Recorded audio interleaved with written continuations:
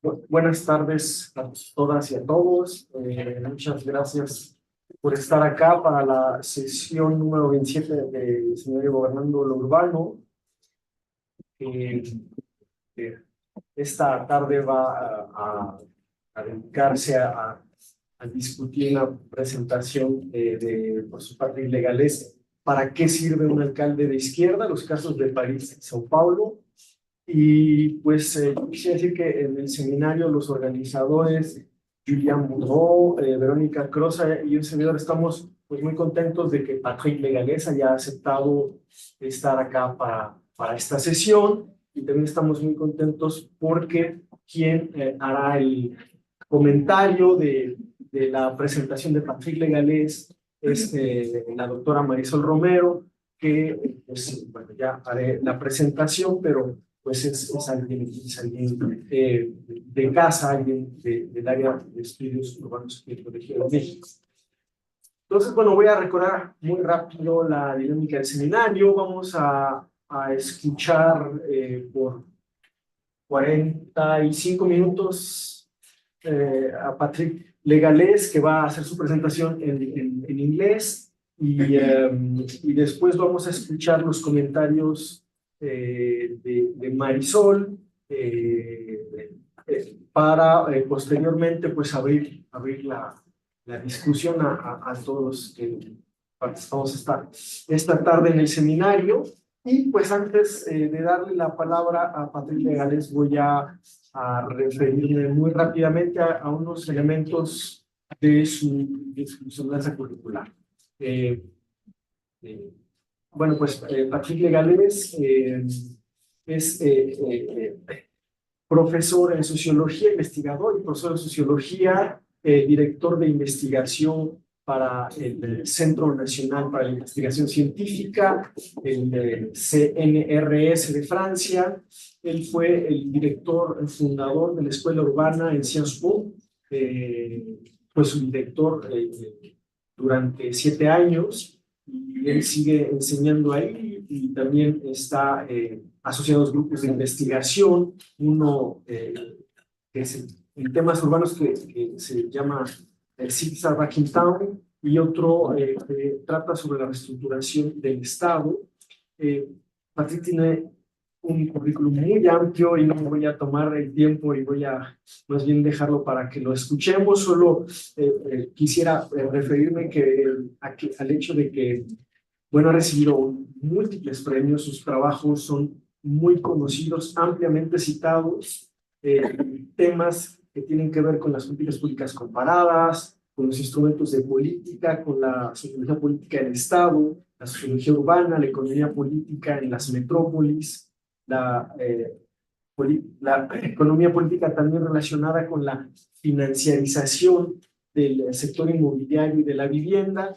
Y para no extenderme, menciono 2 publicaciones muy recientes, una de este año, The Rise and Fall of the Sociology of Global Cities, en la prestigiosa Annual Review of Sociology, y con Francesca Artoli. El año pasado fue publicado un libro que se llama La métropole parisienne como anarquía organizada, la metrópoli parisiena como anarquía organizada, que pues en el cual se recogen pues muchos muchos trabajos que son producto de esas investigaciones comparativas. También recientemente publicó para la editora Routledge el Handbook of Global Comparative Urban Studies, que editó con Jenny Robinson. Pues repito, estamos muy agradecidos de que esté acá en el seminario. Y pues Patrick.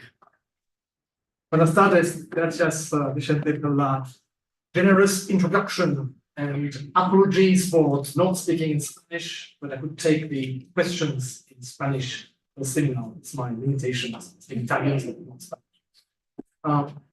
I come from Brittany, the west of France, the Celtic part, the Irish part, on the seaside, so we speak too quickly. So I try to speak slowly, but it's like the Irish will speak too much. I try to calm down. So what I want to present tonight is work in progress. It's a paper in the making, okay? So it's early days and preliminary results. It's coming from a research project that we started about 10 years ago called WIG, What is Governed and Not Governed in Large Metropolis, where we decided to compare São Paulo and Mexico, Paris and London. So for the last 7-8 years, we have worked in Mexico with Vicente and the group at CEDUA, and I've been doing some work with the colleagues in São Paulo. Eduardo Marques is writing the paper with me, who is professor in São Paulo and director of the Center for Metropolitan Studies, and with a group in London at UCL with Mike Raku. And there's a small group also in Milan. I will explain in a minute, but basically, I will not explain the whole program of research we've been doing. It's a research program influenced by the political sociology of governance. So we are critical of a more rational public policy people. It's coming from the political economy from Italy, and it's inspired by Max Weber, Michel Foucault, and Bruno Latour. So we look for a conceptualization of governance, which is very sociological, which is non-linear, which emphasize the ups and downs, the failures, what is legal and illegal, and trying to make sense of the transformation of cities by looking at those elements. But by contrast to some of the literature in planning or in geography, we take governance seriously, and we explain that. So we look at the role of political regulations and policies. We take policies seriously, but we are not classic political scientists thinking like, governments govern. Yeah, so what? Students study. My students don't study on Friday night. So, governments govern more or less, some neighborhoods more or less, it all depends. So it's an empirical questions, okay? So that's the logic, and we try to compare those 4 cities. So what I will present tonight will be part of that. These are the 4 groups. Can I emphasize, it's a sort of jazzy long-term research project. Jazzy means it's not like you have a bit of money, you work for 3 years, you write a book, and it's over. It's the opposite. We develop a research program, a bit ambitious, and we accumulate money more or less, and we do comparison between the 4 cities, and the program is changing over time, and we have had PhD students, we've had postdocs, so there's a whole group of about 50 people who have been involved and doing accumulating work with this original research program. And until now, we have done these books. My colleagues have done 2 books on São Paulo. We've done 2 books in Paris. I need to do 1 book now in English. There's 1 book on London, 1 on Milan, and we did the first book with Vicente on Mexico, and we are now working on the second book with Vicente on Mexico that might be in English. Okay, so it's a big long-term research program, and we are now at the stage where we are developing comparative work between elements of this program between 2, 3, or 4 cities. Okay. That's the logic of what we're doing. So it's a comparative political economy, a sociology of cities, and we try to think about different dimensions. I will not develop too much tonight, but the key point is trying to understand what is governed and not governed, so the limits of political regulation. And I will emphasize this element tonight. And of course, we are using as a starting point the idea that metropolitans, big metropolis, are increasingly emerging as scales at which governance and policy responses to disorders are being developed. So often in conflict with the nation state, but we see in different parts of the world forms of decentralization, more expertise, more money, and mayors doing things. So some element, and that's my key point, of political differentiation between what happens in the large metropolis and what happens at the national level of politics. So that's the sort of general framework within which this paper will be using. So the key element and the intellectual program I'm trying to develop at the moment on the more conceptual side is to what extent can we try to think about urban policy and politics as a differentiated world from the national world. And I say differentiated, not autonomous, okay? some of my colleagues in urban studies, they think about cities in a world of cities, okay? I don't believe in that. I think cities are part of a world of cities, state, international organizations, NGOs, informal organizations. But among all those metropolis, some of them are gaining more resources and more agency, okay? So the idea is, from a conceptual point of view, maybe some of the concepts we use in political science to think about policies and politics, we should refine them, and they may be, what takes place in Mexico and London and Hong Kong and Tokyo. There may be some similar elements which create a sort of world of urban policies and politics differentiated from the world at the national level. So it's an hypothesis. It's both a conceptual research program. That means you need to think conceptually about different forms of policy and politics. I'm using the work, and I work with Warren Magnuson in Canada, who is one of the key scholars to think along those lines.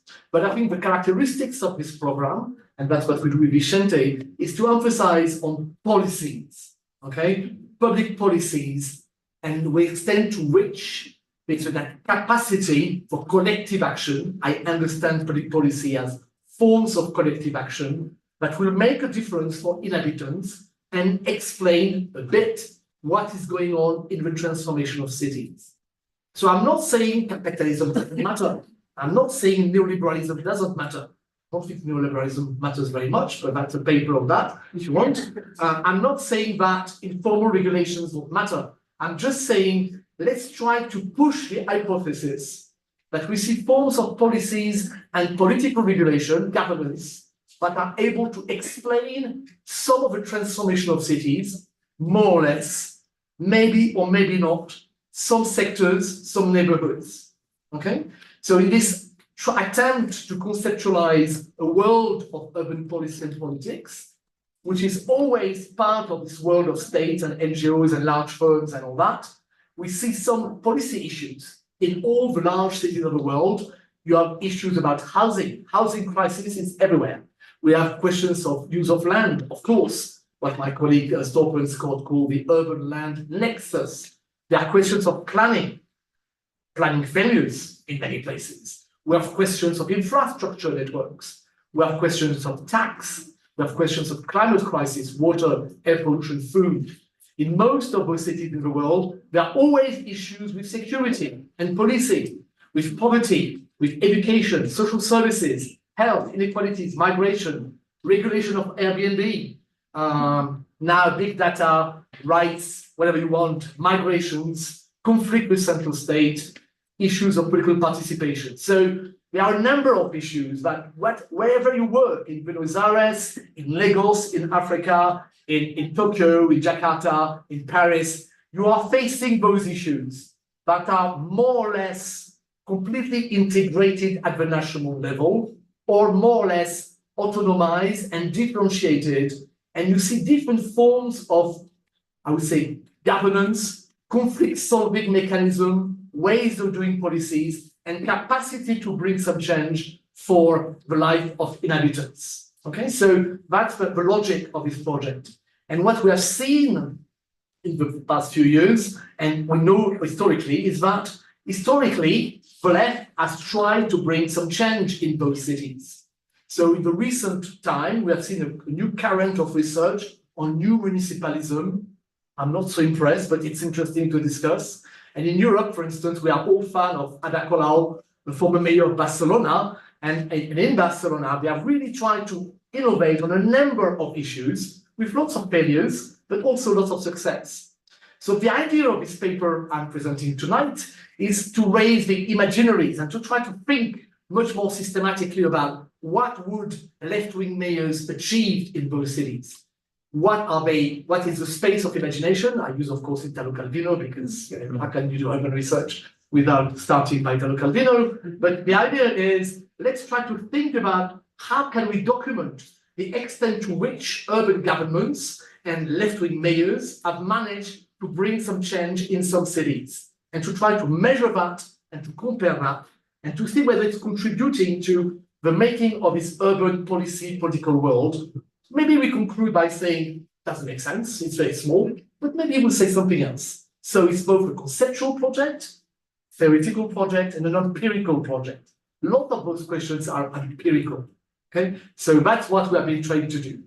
So the presentation will be in 3 classic sections. Number 1, trying to ask whether this question of left-wing urban governance makes sense or not. Is it a vintage question, a sort of 1970s question, like some of my colleagues say in the urban studies? So I will discuss some of my excellent colleague in urban research. Second, say a few things about the comparison between São Paulo and Paris. And you understand that everything about São Paulo, I've been there like 8 times, but the research is done by the group of Eduardo Marques. They have done fantastic work in São Paulo. And then start to do some comparison between Paris and São Paulo and start to elaborate a few things. Again, this is not a finished paper. I want you to present a finished paper, but Vicente said, no, produce work in progress. So, but I thought we thought it was an interesting way because we're doing something similar with Vicente and thinking about left-wing mayors in Mexico. So it might ask questions about the left and what do we achieve in Mexico City. So it's also something that we will do, and we plan to do a special issue of a journal at some point with what do left-wing mayors achieve in London, Paris, São Paulo, Mexico, and maybe a couple of other ones. Okay, so it's a part of this project. So to start with, left-wing urban governance, is it a very relevant thing? Can I remind you that for a large body of urban studies, and I'm not saying it's right or wrong, okay, I'm just saying there are different ways to think about that. But for large bodies of urban research, urban studies, this question is irrelevant, okay? This question just does not make any sense, more or less. For most of the people I will criticize now are good friends, okay? So there is nothing like my view is better and theirs is bad. It's not the point. We're doing different things, okay? So you know probably the work of Neil Brenner, who's done all this work on planetary urbanization. You have all the literature on neoliberalism. Again, for those who want to use that, there's a special issue of a journal, Territory, Politics and Governance, explaining that or arguing that neoliberalism is a completely overstretched concept. You should be rigorous in the way you use it. Okay, that's my view. So, as you know, a lot of post-Marxist urban research, which is still very, very powerful and interesting today. The end of the day, I was a student of David Harvey, is, left-wing public policy. Public policies don't matter. Cities don't have any agency. And what is important is urbanization process. So my question doesn't make any sense, okay, from the point of view of the more Marxist views of those things. And a lot of the post-Marxists are my friends, they are part of this idea. You think about global cities, about planetary urbanization, about all this process of urbanization, processes of urbanization, and that's very important to look at that. But my own view is that opposing urbanization process against thinking in terms of metropolis and cities and collective action and agency doesn't work. You need to articulate some of that in some point. So I'm not saying urbanization process are not important, they are fundamental, but you need also, in some cases, at different moments in time, to think about various forms of collective action, of public policy, of institutions, and politics to explain what's going on. Again, more or less, these are empirical questions. Let's study them, okay? You also have a lot of literature emphasizing day-to-day experience, emphasizing that the city is so important, that there are so much relations, so complex. The city is complex, very complex, super complex. And it is so complex that it doesn't make any sense to understand forms of order like forms of collective actions and public policy. And then you have also literature in the sociology of science and technology, looking at assemblage, the old Bruno Latour tradition, that is explaining super constructed expressions are irrelevant, okay? So if you think these questions are stupid, right, lots of people think that, okay? That's fine, you can do that, and you don't need to think like me. There's also a literature in public policy explaining that thinking in terms of left and right doesn't matter very much. And in some of the work I do about public policy at the national level and comparing policies in different countries, quite often the left-wing dimension is not very relevant because the accumulation of public policy over time has led, and so with all literature and public policy emphasizing that the more you have public policy, the more inheritance of public policy you have a sort of policy state, and policies have their own autonomy, and they are not changed very much by political government, by left or right. Sometimes, in some case, but the majority of case, not very much. So very strong autonomy from policies, from politics. And I've got a lot of examples about that. And the idea is that it's actually the implementation of policies that is creating new cleavages and new political differentiation. So I won't mention it too much tonight, but all the literature on accumulation of public policy, policy state, inheritance is emphasizing that the left-right dimension is not very strong. Okay, again, empirical question. And the more institutionalized public policy you have, the less it is easy for a government to change a policy. But it depends. There are lots of cases where you have major changes. Okay, again, it depends. It depends, and you have to explain the mechanism. So maybe it's not such a very interesting question. And of course, my favorite, the post-politics literature. Okay. So Eric Frigodeau is again a very old friend of mine. We have disagreed for 30 years, so we have no problem with that. So part of the literature, which I would qualify like post-neo-Marxist, is explaining that basically elections don't matter, democracy does not exist in cities, and that what we would call the existence of politics is an illusion.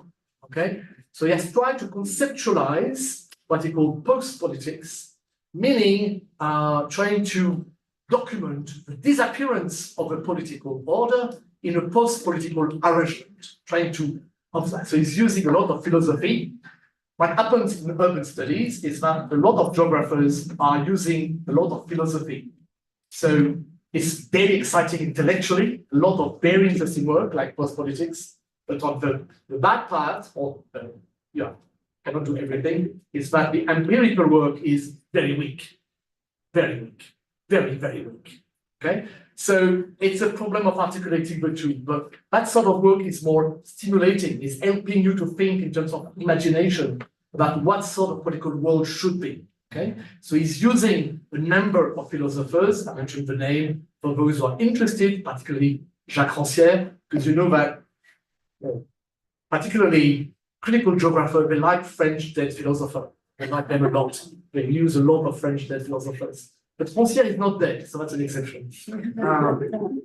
And they emphasize the limits of political regulations, the threats to democracy, and the impact of inequality. So their point is very, very strong. They say it's not a real political order, and from a philosophical point of view, it's a very stimulating way to think. So they write in a book, and I quote, but basically, the real world of politics, which includes conflict, is colonized by politics, and urban politics is technocratic mechanism, conceptual procedures. Basically, they argue there is no people anymore, no citizen, and everything is technocratic. Okay, so post-political. We live in a world where there is no urban politics and policies in cities.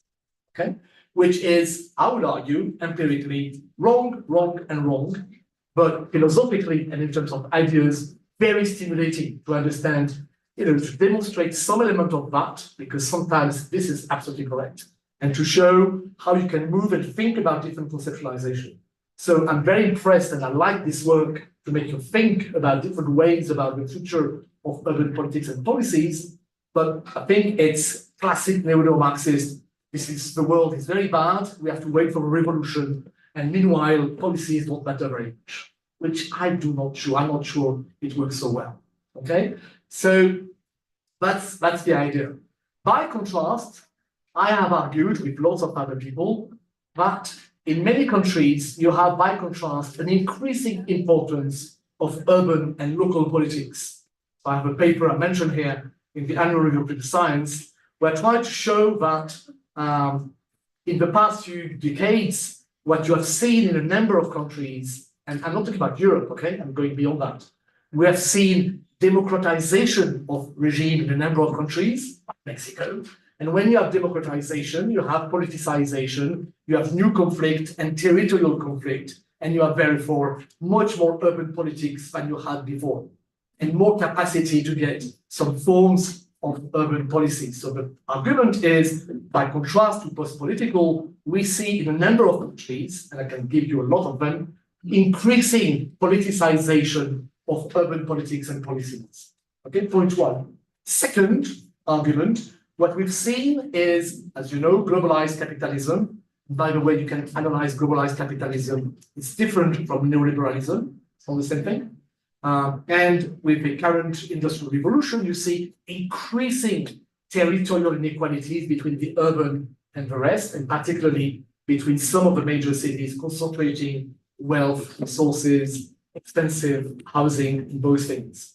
And because of these increasing territorial inequalities, you see increasing politicized conflict and more urban policy and politics in a number of countries.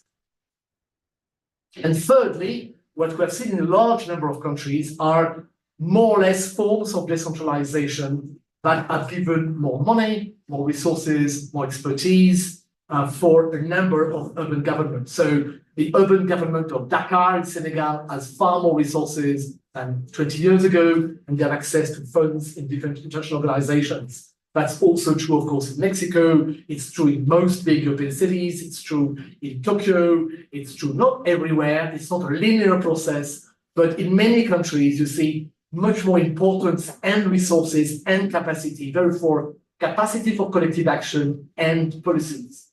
It may fail.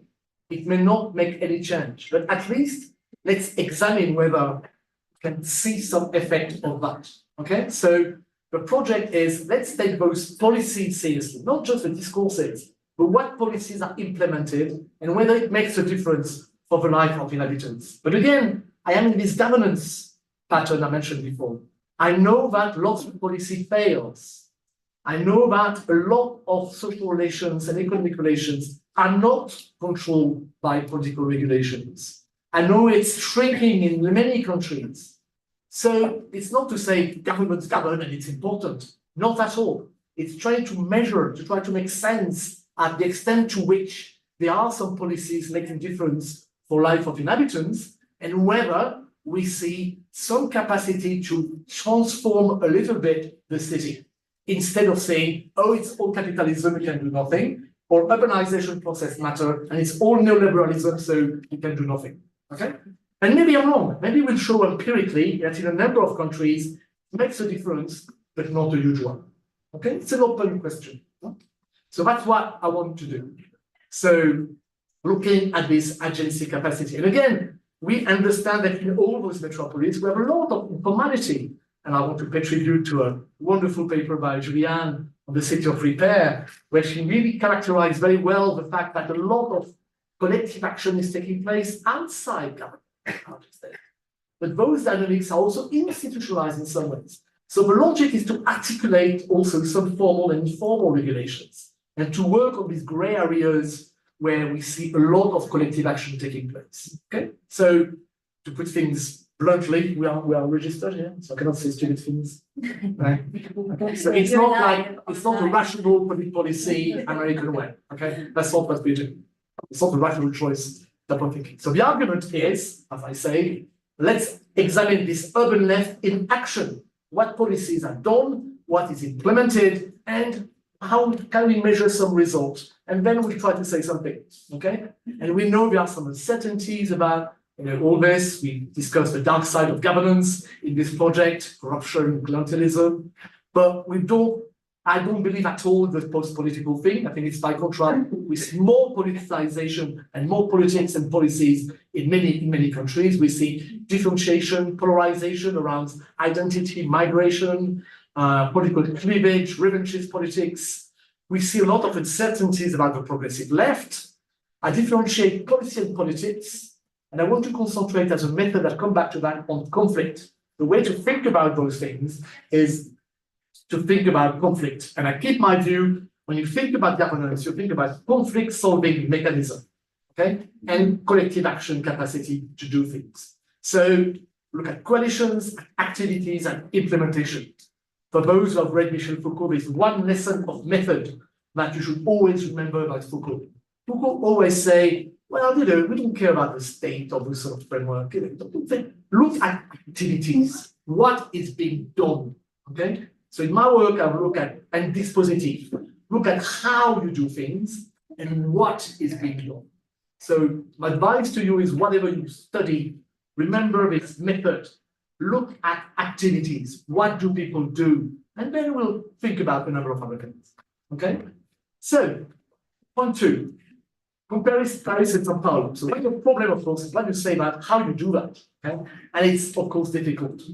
You don't have super database that you can use in easy way. It's never like that in urban studies. Okay? So what I'm presenting is what we have started to do. We're still working on that. I think within 1 year, we should have a paper. It's like more or less the same. So that's the sort of things that we do. Number one, of course, when we do comparative research in urban studies, we always have to look at the scale issue, okay? Because it's never the same thing from one country to the next.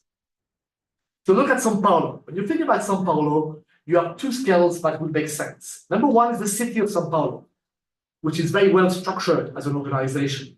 So 12 million inhabitants. The city council has about 122 employees. So, they do something. And maybe it's not very important, maybe they fail, but, let's look at what they do. I'm not saying it's just politics, it's not enough. Okay, most of them are undertrained and underpaid. That's my friend Eduardo who is saying that. And they have a budget of about $40 billion US. Okay? $40 billion US for 12 million inhabitants. Okay, so, $14 billion, you can do things. Okay, so it's worth examining what difference can be done with some left wing. So we will concentrate tonight on the city of São Paulo. Of course, the other scale that we need to study is the greater São Paulo, which is about 39 municipalities, 20 million, 21 now, inhabitants. But for tonight, we'll do that afterwards. And it's never left wing, it's always right wing. So, we never had left wing government for ages anyway. Paris, when you look at Paris, you have always 3 scales. Okay? Oops, we're doing here. Scale number 1, the urban region, okay, which is more or less the regional council. And that's 12 million. So in a way, you can compare the urban areas of Paris with the city of São Paulo in terms of size. But the regional council doesn't have a huge amount of budget. It's 5 billion euros, so let's say $5.5 and 2,050 employees. Not a huge capacity, but they have. So I will not address that tonight, but they had a left-wing president for 18 years. So it's part of our program to study that. Okay. The second scale is what is called Métropole du Grand Paris. So that's the urban government, MUND, the local authority for the urban core of the urban region. It was created recently, 2016.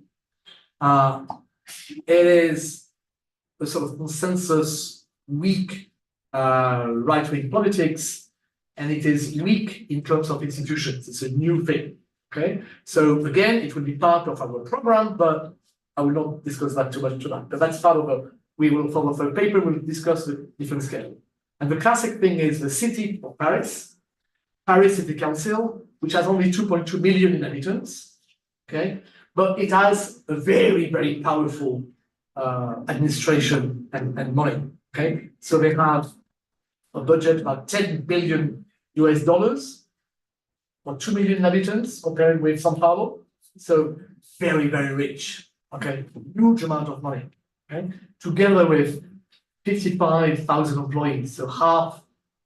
São Paulo only has twice as much. So of course, the difference is this huge amount of resources, a huge amount of employees. Okay, and it's been led by. So just to keep in mind, in the city of São Paulo, I will talk about left-wing mayors. Basically, the majority of mayors have been right-wing in São Paulo, except 3 times, and the mandate are 3 years for mayors in São Paulo. You have Luisa Erundina, 89-92, Marta Suplicy, 2000-2003, and Fernando Haddad, 2013 and 2016, who is now the Minister of Finance of Poland. So we look at that, and particularly the mandate of Haddad, which I will mention tonight. In the case of Paris, we had a long-term right-wing government, and the city council has a left-wing government since 2001. We now have Delanoë and Anne Hidalgo, and so it's about 23 years of left-wing government in Paris City Council. And the region, 12 million scale, we had a left-wing president from 98 to 2015. So we get some, we can do some work. Okay, there's enough resources and example of left-wing to be able to say something and to do some comparison. Just to be remembered that if we want to go further in this research, we have to be more precise on what does the left mean in those countries. And I understand that discussing President López Obrador, Morena as a left-wing party, it's an interesting subject, but not me, you will do the job. In São Paulo, it's pretty straightforward. The left is the PT, the Lula party. Very clear, the trade union says a very clear left-wing party, and that's precise, you can really study that in a very clear way. In Paris, it's also relatively simple. So socialists are leading, the sort of center-left, together with a strong Green party. The Greens are a real left Green party. So it's not the Green here. Okay? That's my understanding. Huh? If I say things wrong, it's Vicente you blame. Okay? And then we have a small Communist party, which is still there, still play a role. And there's a new LFI, which is a Mélenchon group, which is probably closer to López Obrador in some ways, but plays no role in the local government of Paris and the council. Okay, so I will not explain tonight the sort of left-wing ideas they have, their project, but they are relatively easy to compare and to understand what are the main dynamics in the two cities. So we can do that in the paper.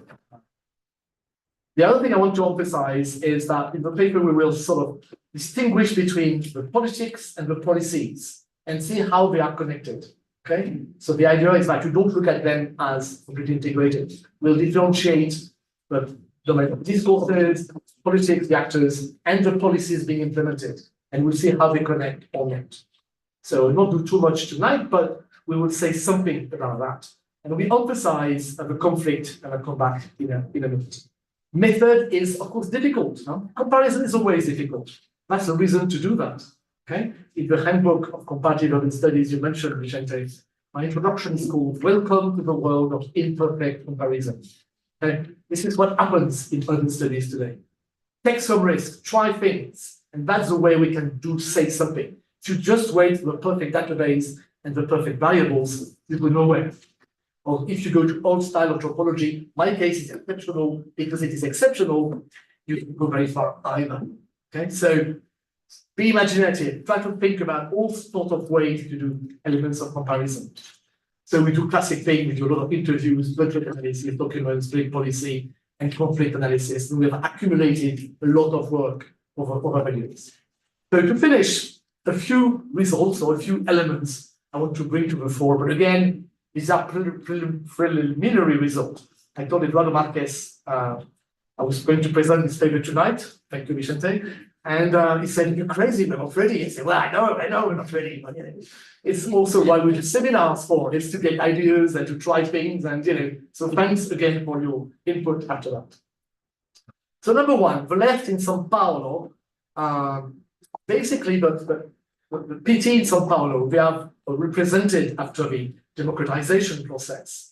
They have emphasized at the very early days the questions of participation was, of course, the core of what the PT has been arguing in a number of cities. And thinking about neoliberalism was very strong. But there's a very strong emphasis on this idea of participation, which exists also in Paris, but not at all at the same scale. And so participation, if you look at documents and political presentations and discourses, you feel like participation is very strong in Paris and in São Paulo. Oh yeah. In Paris, a lot of discourses, but it's maximizing small participation. Okay, we are not at all at the same level. So that's a very strong thing. Second, what was very strong in the left in São Paulo was the question of transparency and to open the decision-making process, particularly in social policy. So the questions of participation was really not just to run your little neighborhood and your little budget, but to really transform existing education and health policy. So there's a very nice literature by this guy, Lavalle, who has done some excellent work on those issues, to really try to open the decision process. That was never a big question in the case of the French left. So in the case of São Paulo, Eduardo Marques has written a fantastic book, which I recommend, called Progressive Incrementalism, where he explains how public policy have changed slowly, progressively, and the difference that left-wing mayors have done. And he emphasized several points. Number one, he emphasized this idea of progressive innovation. The PT was not about revolution. It was not about arriving in São Paulo and change everything, okay? It was not about radical change. It was about small change in a systematic way in many policies and make progress progressively. So in a way, you can see that some policies were starting by the first left-wing mayor, Erendina, and then by Marta Suplicy, and then by Fernando Haddad. But it was not completely abandoned in between. It was like, less a priority and then pushed again. So you cannot understand like a big program, big change, and then big, no, it's more long-term progressive change over time. And that's a very important element. Second, he emphasizes that the left in São Paulo is coming from the trade union and the social movement, and particularly the housing movements. And all policies of the left-wing mayors are about negotiating with social movements and housing movements in particular, regularization, of course, of land in the favelas and property, as Clara knows very well. So the dialogue with social movements is absolutely massive, and still today is a key issue for any mayor in São Paulo. Sometimes it's difficult, okay? And the mayor is thinking it's great to be supported by social movements to be elected. When you have to implement policies, it's a different story. Thirdly, and more than in other places, the PT in São Paulo was always concerned with redistribution and fiscal reform. One of my questions is why don't we see more fiscal reform in Mexico City? That's a different question. But in the case of the PT in São Paulo, it was the big fight was to emphasize different types of tax and tax on the land, tax on housing, and to try to do some fiscal reform. Some success. And then to transform urban planning. And in a way, one of the interesting results from Marques, because of this, you have three mayors at different moments in time, is to emphasize what he says he calls hard redistribution versus easy redistribution. And he say, well, redistribution is policy to extend welfare to the poor or infrastructure. It's not too difficult to do. So you can do that. But hard redistribution, when you really are taxing, when you are doing fiscal redistribution, that's a hard thing to do. So you can see different type of left-wing policies making some difference. So the main policies that have been implemented in São Paulo, things you probably know very well, a very important one was slum upgrading, not just regularization, but investment in the slum there. You notice there is nothing about policing. So I know Arturo will be disappointed, but he knows it better than me. But of course, the mayor is not in charge of police. So we have no control whatsoever on the policing. And that's a big weakness of the mayor of São Paulo and the government of São Paulo, is that the police is largely autonomous, but I speak under the control of. So slum upgrading, very strong. Second, to build a lot of social housing. I think that's something that I always say, even if you don't believe in the government, even if you it's all small. Well, there's a question of whether you build affordable and social housing or not, because that makes a big difference for people living there. So the PT has had a very strong policy to build social housing in São Paulo, and they have done a lot along those lines, okay? Third, innovation in transport, what we see in most cities in the world, in terms of bus, million type of bus, of one card for the old metro system. So just innovation in transport, controlling the microbus, not dissimilar to what we have seen in Mexico.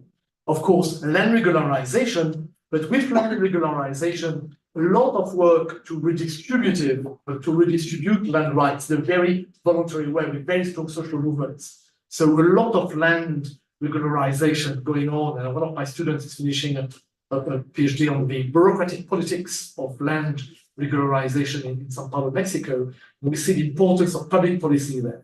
They've done a lot of work on waste collection services, also very strong policy there. They have, with big fight, that impose development regulations to private developers. So very, very tough negotiations with private developers to try to impose. Sometimes it works, sometimes it didn't work. They have really done a lot of that in that sense. So all in all, they've done quite a lot. And in terms of coalitions that we try to characterize, you see that those people supporting the PT was the PT, of course, housing movements, right-wing movements, cultural groups, minorities, periphery, civil society organizations. But what I'm interested in, and I should finish in 5 minutes, so I should hurry up, is that it's interesting to understand who is against, who is your enemy, and who is mobilizing against you. And in the case of São Paulo, it was a very, very strong conflict. So you have taxi drivers, and the former mayor of São Paulo, who had long interviewed with him, he used to tell me, you know, all you Europeans, you come to study São Paulo, you look at social housing movement. Well, that's about 30,000 people in São Paulo. Taxi drivers, 35,000 people. Taxi drivers and their family, 125,000 people. Taxi drivers are 3 times more important than social housing movement in terms of organizations in power. Nobody sees that. Second, car drivers, of course, creating cycle lane, bus, car owners. That was the most important opposition group for Haddad, was car drivers, car owners. Okay, huge mobilization. Of course, real estate, construction, and he has emphasized also criminal organizations and media oligopoly. So the media oligopoly are very powerful in Brazil. They were systematically opposed to the mayor. So these are some ideas about São Paulo. Briefly on Paris, very strong. So again, with massive resources. Okay, so we have a scale of level of tax. France is has the highest level of tax in the world, for good or for bad. That creates a huge amount of public goods. Okay, so the Paris City Council has created a lot of public goods. So what changed with the arrival of a left-wing coalitions? Number one, you say crash. I say that in Spanish for Guarderías. Yeah, guarderías for 0 to 3 years old children. So Paris had the lowest level in France, and now it has the highest level, more or less, in Europe of say it again? Guarderías for young children. And of course, Paris has a very high level of women in the labor market. So that has was a major transformation as a public good. Second, massive investment in housing, in social housing. Paris had 5% of social housing, now it's 25% of social housing, soon 30%. It was a massive effort to bring in, because the risk of bourgeois more gentrifications. But it was a massive effort in transport, safe cycle lanes, very strict regulations on parking. Nowadays, only 33% of people living, again, we talk about Paris City Council, then I will do the analysis at the urban level. Only 34% of people in Paris own a car. Okay, so, and the majority are not young. Meaning, the norm in Paris is that you don't have a car. If you have a car, you're strange. Okay, and that's now starting to take place in cities, in suburbs around Paris. And so a massive investment. So parking's very expensive. Everything is done. Bicycles everywhere, all that. So massive fight against cars in order to limit air pollution. That was very, very high. Okay, massive transformation. Very, very strong social policies with health centers, including for migrants. Strong investment in culture and squatters. Very strong on issues of sexual recognitions and minority. They did a lot of centers for drug addicts. Huge fight with neighborhood groups, you can imagine. Very strong health policy, very strong public space. They do a large program on the climate crisis. So they are rich and they do a lot. Okay, that's what I would say. They are rich, not a huge amount of poverty in Paris, some, but not a huge amount. And they spend a lot of money to transform the city in that sense. Okay? So, and also anti-corruption that was quite large in the previous municipality.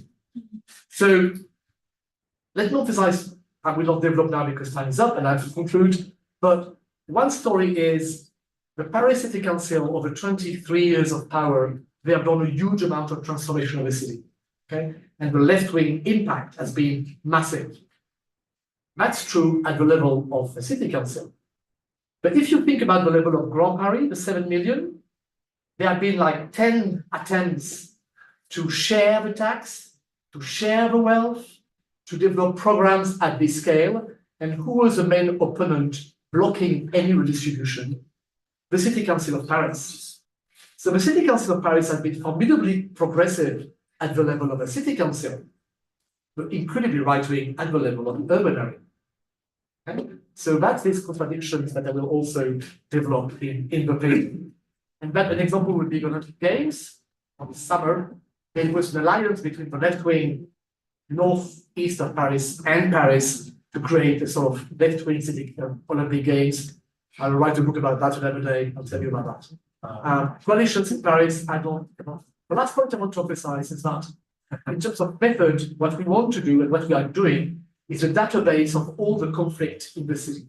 So we have created a database of all the main conflict in the urban area over the last 20 years.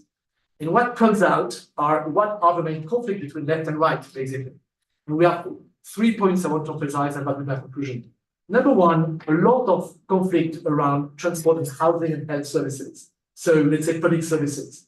Classically, the left wants to have more services, more public service, no privatize. If you want more trains, more metro, more social housing, more health centers, and the right says it's too expensive and we want to privatize. Okay, classic thing, and we've seen a lot of that, and that's true both in Paris and in São Paulo at different levels. Second type of conflict is conflict about urban development project. We have seen a lot of them in Paris, some of them around some various development projects I don't want to emphasize, and we have seen some conflict about development project in São Paulo, like the downtown, the Nova Luz project, and around some housing projects as well. So classic, like I would say, housing mobilization that we have seen in both cities. What is interesting, and one of the growing conflict going on in Paris, and I hope to reflect upon Mexico, is the conflict between the Green and the sort of classic socialist communist party. The classic socialist communist party, they want to create more infrastructure, more density, more social housing. And the Green are saying, no, we want more. We need to limit. We don't want to develop the city. We don't want to make the city more dense. We have to have more biodiversity, more parks, more public space. And we should not, social housing should be built outside Paris and elsewhere. We should limit the concentration. And what is going on in Paris at the moment is that the conflict between the Green and the Socialists, which used to be a strong reliance on transport and all that, is becoming a very strong conflict. And that may actually be a very important role for the next election. So this conflict, Green, Socialist, Communist, is very strong, and it goes with conflict about security. When the Socialist Communists say, strict policing, more videos, more all these things, and the Green are more libertarian, they say, no, we don't want all these surveillance apparatus. So you have a double conflict there, which is becoming very strong, but we don't see that much in São Paulo. So if we stop there, do left-wing politics matters? We will elaborate about that, and I'll try to bring some elements from this comparative analysis to the questions we ask at the beginning. Thank you very much.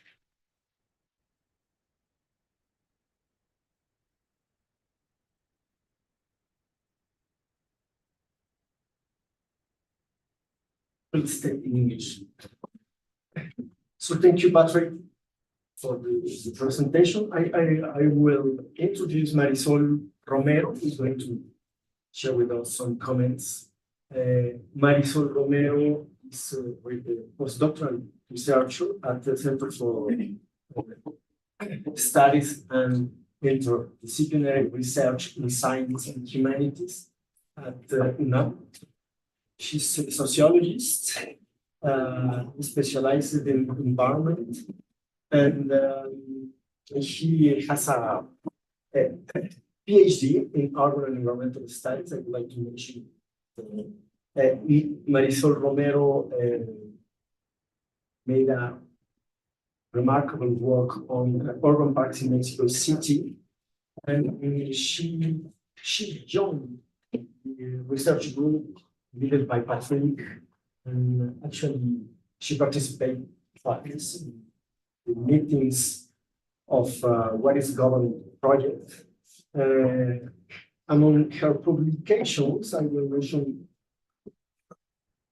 of papers, el parque como artefacto político, la politización en la creación de 3 parques metropolitanos en la Ciudad de México, published EURE, revista Estudios Urbanos y Regionales, y Agrarian Urbanism, the Possibilities of Urban Agriculture in Mexico City, Green Urbanist, in a book titled Green Urbanist. Marisol, thank you. No, bueno, muchas gracias al seminario por esta invitación y gracias por estar acá. Also, thank you, Patrick, for sharing with us this incipient work, which I found very interesting and relevant to think urban politics and urban studies, particularly in the context of this political conjuncture that many cities are going through right now. So I think I will do a very brief comment, and I think it would be better maybe to construct this dialogue collectively with all the research topics that you bring to the table. But anyway, to begin with, I would like to draw this very general discussion by highlighting a subject from your work that I think is key for us as students and researchers to approach cities, which is the politics of policies. So I think that one of the things that your work brings to the table is that politics matter when analyzing urban policies. And I think this has many theoretical and methodological underpinnings that I think are worth to discuss, and I think it's important to maybe elaborate. One, I think, is related with the understanding of politics and what is political, right? So you already mentioned in your introduction that in contrast with this post-political turn, that has a very normative and strict way to understand politics, I found very useful to approach politics in these multiple senses of and roads and forms and trajectories, which can manifest both like inside and outside policy making, but affect policy making. So I think in this sense, a contribution of this theoretical position is build bridges between these orthodox policy analysis, right? That focus more like in institutional issues, and a bridge with these urban studies that sometimes overlooks the relevance of institutional and governmental actors. So that would be one thing. A second underpinning that derives from this wider understanding of politics for urban policy analysis, I think it's the possibilities of explanation that this perspective offers. So rather than trying to standardize the analysis of how an urban policy gets in the agenda and gets institutionalized, I think this comparative and empirical perspective that you and the researchers of the week seminar have been developing offers the possibilities to make multi-causal explanation, but also pluricausal explanations. That is to say that I think what this perspective brings to the table is that it's important to consider both the success failure of an urban policy have multiple causes, but also despite this different configuration of causes, one might find similar results, right? So I think that's an important thing to highlight. And I think it's a key feature because it helps us to understand the trajectories of policies way beyond administrative periods, but also allow to make relevant comparisons between cities that can help us make theory like in level range as you and your colleagues are doing. And this leads me to a third underpinning, which is the methodological paths. So I think this perspective offers us to study urban policy and politics. And I think you here have opened several ways to undertake research, such as looking at specific topics, but also I think by looking, as you said, practices, following actors, following conflict genealogies, I think that's important. And well, I had a question about that because I've been working closely with the policy mobility literature. So I was wondering, what is your position on this policy mobility literature and how it gets articulated or discussed within your theoretical perspective? So we have one question. Now, going to a more specific discussions, and I think drawing on Eduardo Marquez's work, I would also like to bring to the table the notion of incremental progressivism, regressivism. So I found this concept quite useful to approach the ideological issues in cities that impact urban policy success and institutionalization, because it allows us to go beyond these discursive claims of the left, or the ideology in turn, to actually understand how exactly does a left policy looks like and how it gets produced, implemented, maintained, or even contested within city governments, but also within civil society, academy, NGOs. So I think that's interesting. And also I think through scales, as you mentioned, the city as a scale or to study, it's complex because it's also like traversed by different also international policies, for example, no? So I think that's an interesting point to touch. And in this sense, I think a key question that you are proposing in your work that resonates with Mexico City context is how civil society participates in the consolidation or contestation of urban policy. So, and I want to bring this more specific topic because I think it's one that is familiar to me, but I'm not saying that it's the only thing that is happening, but I think in one side here we have key actors that come back and forward from NGOs, advocacy groups, social movements, academia, to local governments. And this gives a space for urban policies to thrive when these people are in the local governments and to resist changes when they change role and there's a shift in the left-right government. I think right now in Mexico City, there are several current research which is approaching this by looking precisely at the actors that are promoting these progressive urban policies within Mexico City government. I put an example that is not here, but Verónica Crossa, Alejandra Leal, Arturo Diaz, they did ethnographic work in the mobility secretariat here in Mexico City. Also, there's Annalise Richards, who works ethnographic accounts of experts that promotes instruments like environmental impact assessments that become relevant for urban conflicts. And yeah, what I think one of the main discussions that are emerging from this research is an apparently ideological tension coming from the national project or political project, which manifests as an opposition between neoliberal and post-neoliberal policies, but that is actually rooted not in ideology per se, but in a technical political divide that is in the policies. So what some of these researchers have found is that the division of technical and political seems to be an important divide within the progressive policies in Mexico City, as if the technical was not political and using the technical as a way to legitimate their policies. So a question I would like to ask, and with this I finish, is if this divide has been also relevant or no within the urban policies in São Paulo and Paris.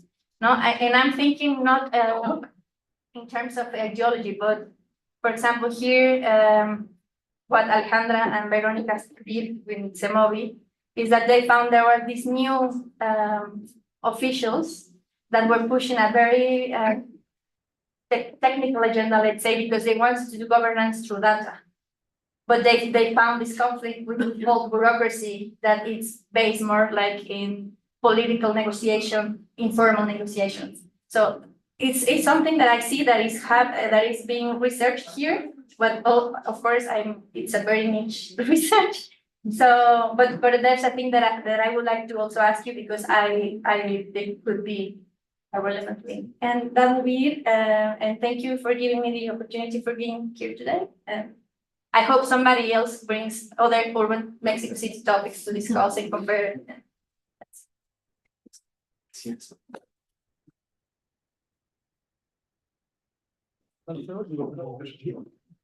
Very briefly, then. Well, thank you, Marisol. You can see all the benefit that Marisol has got from coming to Paris. So I can just emphasize that PhD students are very welcome to travel and to do comparative work and to visit us at Sciences Po. And can emphasize that you don't need to speak French to come to Paris. Sciences Po work in English and in French anyway, so you don't need French to be there. So thanks, Marisol, for those elements. And you get everything. So the first question really is, so I agree with everything you said, on policy mobility. I have not used it there. So 2 points on policy mobility, and I'm not completely clear to answer you. Point one, I think it's great, a lot of very good work. It has helped to think about a number of issues, and it's an important part. For instance, on a number of policies, think about the millennium and the BRT, we have a huge legislation of emphasizing those elements. My little nuance, and again, it's a debate with colleagues that are old friends, and Theodore and Jim Beck, is it's probably a comment from an old man, you know, it's just like you say, being old, you say, wow, we have seen that before. But they developed the concept of policy mobility in order to criticize the concept of policy transfer. Okay? So number one, in public policy analysis, looking at the mobility of policies is not very new. Okay, it's something we have done for a long, long time. Okay, so the policy transfer analysis is not always very sophisticated, but for me, the policy mobility is a small addition to the policy transfer literature, okay, which is important to small addition. Okay, for them it's a massive transformation. For me, it's a small addition. Okay, what I think is very interesting in what they bring is to emphasize that what they call fast policies, that thanks to consultant and international organizations, what is new is that some policies move very quickly. So that's, I think, the real strength of their work. That has been a major addition to what we in public policy analysis have been doing. I think the weakness of their work is they do not take enough one key element of public policy. Public policy is not about decision. Public policy is about implementation, implementation, and implementation. And therefore, when they see that policies are mobile, very quick, they move from one place to the next, yes, but very often they're just not implemented. And they don't look at that. And if you look at the implementation, then you have to look at institutions, interest groups, ways of doing things, and therefore the sort of relatively structured, fragmented urban governance, and they don't look at that. So my criticism to them is great idea, it brings something, we all agree that it's becoming more important, and they have done great analysis of that. I don't think it's a huge progress from urban transfer, it's a progress. And I don't think that if they don't look precisely at the implementation, it's a limit to what we're looking. Okay, so I'm very supporting their work, and we're using a lot of things. I don't think it's a major move forward. But that's my nuance with that. It's a debate we have together. Okay, they say no. They wrote a paper explaining that policy transfer is completely old-fashioned and policy mobility is all new and very important. Okay, so it's that's the debate we have, but it's a debate. It's not something that's important. You are very right on the question of scale and international politics in that sense. And actually, if I push a little bit, I would say that sometimes in public policy, we look too much at actors. And in fact, a lot of transformation is imitation or a little bit more neo-institutionalist. Like, if you study, as one of my students has studied BRT, the Millennium, in Lagos, in Africa, or in Cape Town, you can say it's all the actors within that and all that. And it's important to understand the implementation. But basically, it's the same thing being done in many places. So you have a lot of logic of imitation. Okay, so neo-institutionalism is important there, and the actors play a very minor role. So again, empirical question. Sometimes you really need to concentrate on the actors, but sometimes the explanation is much more institutional, and the actors are not so important. So I am sometimes not always in agreement with my colleague sociologists to say actors. Of course, we have to look at that. But sometimes it's the explanation, it's not so important. That's where my little post-Marxist thing comes back, or neo-socialist comes back. But you're absolutely right. And I think what you said about civil society participation and contestation is important. It's the most important difference between Paris and São Paulo. And in São Paulo, it's one of the most important interest groups, social movement and the housing groups. So they're always putting pressure, always doing proposals, and it's a very important part. If I put things a little bit bluntly, I would say that over the last 2 decades, social movements were important in Paris to get the left elected, but after that, a lot of leaders became part of the system. So social movements have been very important at a very local stage, okay, for one part, for one little thing. But in Paris, except at the Paris urban region, some 3 or 4 important cases, but over 25 years, they played a very, very minor role. So it's explained by the fact that in the case of Paris, politics is much more institutionalized, that you have a huge number of policies, huge budgets. So in a super institutionalized policy, urban political world, there are cycles where social movements are important and long cycles where they are not. We are rather in a cycle where they are not at the moment.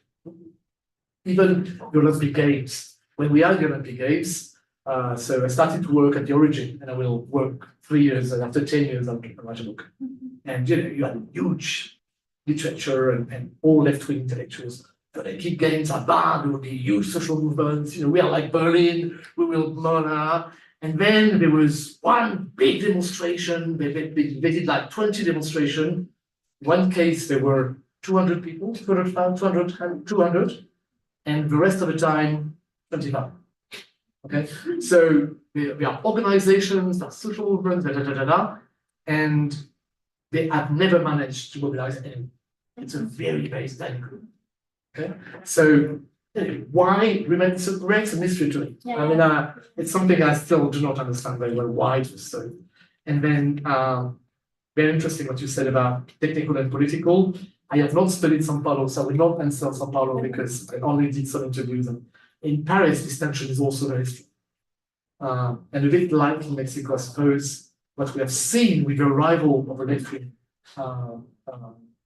council is that what happens was, so it's all French history, but in 2001, we thought that Mr. Jospin, the socialist prime minister, would easily become the president, and he lost. So we had a right-wing government. So all the super big technocrats from the left who used to work for the prime minister, they went to work for the city of Paris. So we had a generation of super qualified, super competent left-wing technocrats that took over the administration of Paris. So it was a different, it explains also the capacity to implement very strong policy, because those people were really super smart. Yeah.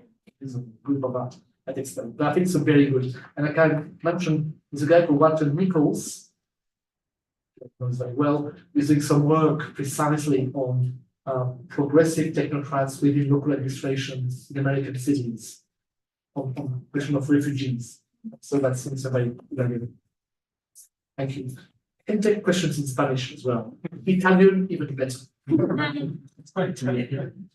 But between French and Italian, you understand some Spanish. So, thank you, Patrick. We will take maybe 3 questions or comments.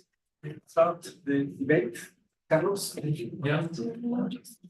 Patrick, thank you for your presentation. It was very interesting.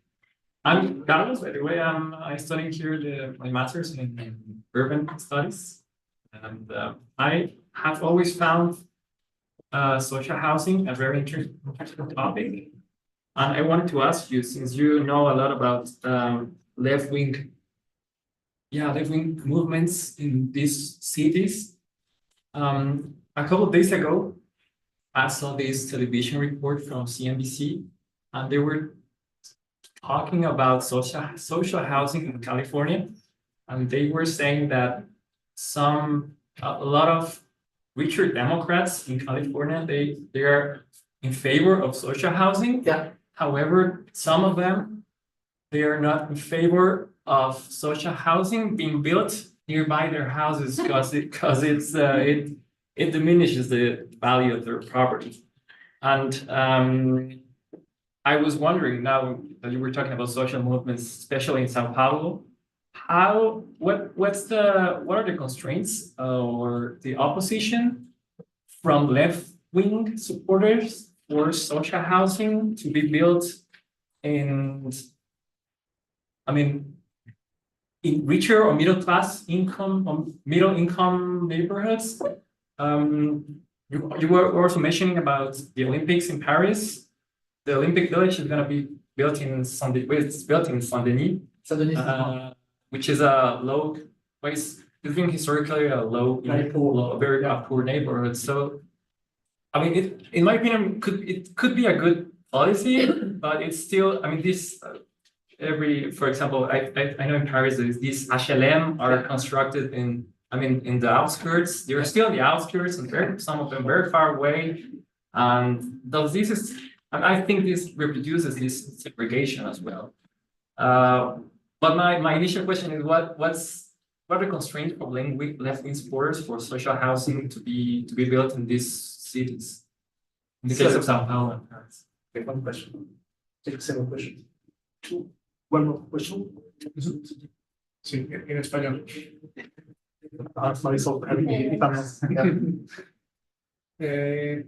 Una de las consecuencias de esta descentralización fiscal, etcétera, en las ciudades ha sido que muchos de los alcaldes se han proyectado inmediatamente después para ser candidatos presidenciales, ¿no?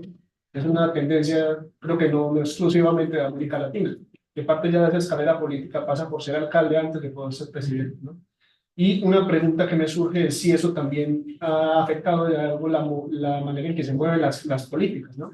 Es decir, si hay de alguna manera la importancia que tienen hoy los dirigentes urbanos, se refleja después también en que problemas urbanos o políticas urbanas logren mayor preeminencia en el escenario nacional, relacionado con esa propuesta inicial que hace usted de esa diferenciación entre la política nacional y la urbana. One more comment or question? Armando? Well, it's I don't know if it's a question, but I was thinking, you say first that you're supposing that you have a left, you have a right, in the case of São Paulo and Paris. And I was thinking all the time when you were presenting the cases about the case of Mexico, for example. And maybe when you analyze Mexico and you analyze what is self-defined as left in Mexico, that maybe we could find that it's a right-wing party governing, for example, this city, especially when you analyze the way that they are maybe institutionalizing some of the processes in Mexico, because and most of the actions of policies that they're adopting, for example, if you compare with other cities and with other really left progressive policies in other parts of the world, maybe here is a very conservative and a very big approach in the scale, even in the scale of the government and the people who is taking the decisions. But it's more a provocation.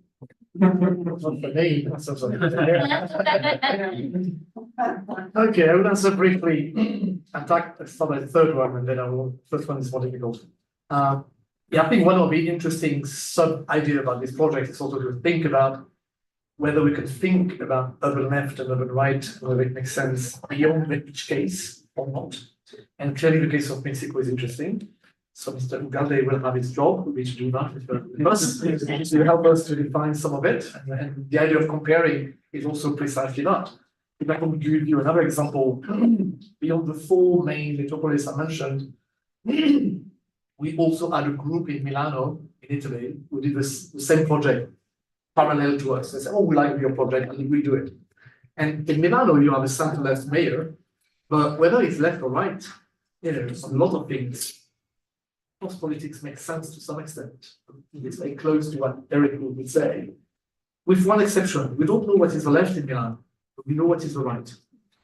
when the right is in power, you see huge difference. Okay, so the point we would like to do with this project is also to think about what is and what is not, in a way. Okay, and in Milan, it would be very difficult for me to decide whether the mayor of Milan is left or not. So, and the second thing you're right to emphasize is that there is no general agreement about what is the left today. Okay, some people think if you're not green, you're not left. Some of them are more social democrats. Some of them say social democrats is not the left anymore because they were liberal. So we need at some point to this literature on that. But we would like to contribute to this literature on what is left and right from the point of view of the politics of the large cities. So that's one thing we would like to contribute. Okay, I've been last year on sabbatical, so I went to Tokyo, and trying to identify what is the left and the right in Tokyo. It's a huge radical, and then there's a sort of big thing you don't know. So it's a very important question, and you need to either say you're super constructivist and it depends in each city, or you say, well, we can see some element and it doesn't cover everything, but we are able to conceptualize some element. And there are some elements for me that are very clear, like redistribution or the use of public space and land, or regulation of real estate and development, regulation of pollution. There are a number of things that make sense, but on some other issues, it's far from obvious. Security is the obvious thing, where you have a lot of not so easy element, or on some health issues, you also have very different views on those things. So this is exactly the debate we would like to work on with our 4 cities that we need to develop. And I look forward to read what will be said about Mexico. So maybe Vicente will organize a seminar here, about, by the way, what is the left and the right in urban politics in Mexico? Please invite me. On your point about this autonomy from the centralization and decentralization in the urban, I think you're right. I would be too simple. And again, we need to be more precise in what we understand by decentralization and to measure forms of autonomy to be able to contribute to the question you asked. So I think I try to present some element of what we see and within the direction, but there's more work to be done. And some people work very precisely on decentralization. And one interesting thing is precisely to look at to say what type of elite are dirigent are part of that. So I was not very good in presenting that in the seminar. It's still work in progress, but I think it's a very interesting question you ask that should be redeveloped. I'm not very good to answer that, still not in comparative terms, but I think it's a very interesting venue to pursue. So I would put a question to you, and I think you should, I'm unable to answer, and I think I would follow you. I think it's the right direction. And on social housing, and why do we? So number one, why does the left don't want social housing? Okay. Number one, because of course in the left we have some people who are with class, but we have now a lot of course low middle class and middle class. So if you build more social housing, it depends which type of social housing. But what you know is that there will be more tax. It's expensive. Okay, so some people, they don't want to pay more tax, whatever it is. Then when you try to do social mix element, when you create a lot of social housing, as I said for Paris and not for São Paulo, because I don't know. In Paris, you know that if you create social housing, now they have managed to avoid a lot of clientelism. So who are the people who are the priority people to get access to social housing? They are migrants, a lot of single women with children. So they are really poor people with difficult conditions. Then they go to the schools, and then from the point of the lower middle class, where meritocracy and social mobility by school is absolutely central. If your school is full of people from migration regime, they feel, and sometimes rightly, sometimes wrongly, but it's not stupid, that their children have less chance to be competitive in the school system. Okay, so you have issues of schools, you have issues of interactions.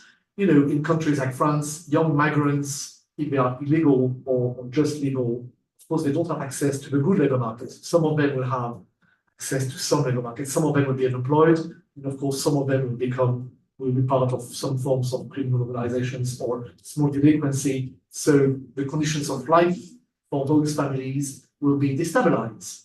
Okay, so there are some rational reason for this self-interest to not want a lot of social housing around you. Okay? I'm not saying they're right or wrong, just explaining why. So it's a classic thing. You may know the classic work of Thomas Schelling in Chicago, explaining, some people accept like 10% of migrants are happy, but 20% they leave. But if they leave, you are 30% of migrants, and those who accept 20% but not 30% are leaving, and then changing to the general. So those mechanisms are very, very strong still today. That works. The last thing is that it's a labor market. It's just a housing market issue. It's less the case in Paris, but it's very strong in the US. In the US, it has been shown millions of times. The more African American population you have in the neighborhood, the lower the price of your house. So if you depend on your asset, you don't have a welfare state system, then you have rational reason not to want that. Okay? Which is based on that. So there are lots of reasons for that. But also lots of people want, in fact, we did some research on that, and in the case of Paris, lots of people, including middle class, let's say on the left, they accept social mobility. And what we have shown in the case of Paris, so it's a group we've done on upper middle class in European cities, is that most middle class, they play the role that we call the game of distance and proximity. So for instance, we have identified that a lot of middle class in Paris, let's say left-wing oriented a bit, they don't mind a mixed area. Okay? They don't mind at all. Why? Because they have been there for a long time and the family was there. So they know how to play the game. They're in a very mixed area where they know which school to send the children. So the children might be in a very mixed area, but after school they will play cello. Okay? So they play the game of, they choose where they want to be mixed, but they know the area, so they know extremely well how to protect themselves and their children. Okay? By contrast, who are the middle class who are less favorable to mixity? They are the newcomers. They don't know the city. They're afraid. So they go in super exclusive neighborhood because they don't know how to play the game of distance and proximity. So it's a very sociological deep thing that you could emphasize. And on the Olympic Games, it's a long story. Question. I asked the question, I will explain. So just 1 minute. Saint-Denis is a very poor area. Okay? It was communist for a long, long time. The politics of Saint-Denis was Communist Party doing huge amount of social housing and having clienteles that will vote for you forever. Okay, that was the logic. It has remained the poorest city in France. Okay, 200,000 inhabitants for a long, long time. Low social mobility. Okay, so a bit of mix because it's close to Paris, some gentrification of bourgeoisie, and now it's a socialist, communist, green mixed. The new mayor is saying he's still doing social housing. 25% of new housing is social housing, but in Saint-Denis the average was 60%. So his argument as a Socialist Party member, meaning centre-left in France, is we need social mix in order to get a bit of social mobility, be a less poor city, attract firms, get better tax and better services. So the Olympic Games is part of that. Okay, the new village, which was decided by the mayor, not just by the inheritance. There will be a new population with 25%. So in a way, you could say 25% of social housing in European standards is very big. In Southern standards, it's very low. Okay, and of course, it's creating a new population that will vote for him, and the Communist Party will never come back to power forever. So it's a mix of political control and good reasons. But of course, what it doesn't say is that there's such a demand for social housing that those people will never have access to Saint-Denis anymore. And where will they go? Further away in the north. So you have a mix of reasons you can understand, because that will create a number of positive dynamics in some ways, but also some negative dynamics for the poorest and for the low groups. And which balance do you want to have? It's not an easy question. The road will depend on the capacity to create some permanent fabric. It's a real sociological question, and to get some dynamics between the different groups existing there.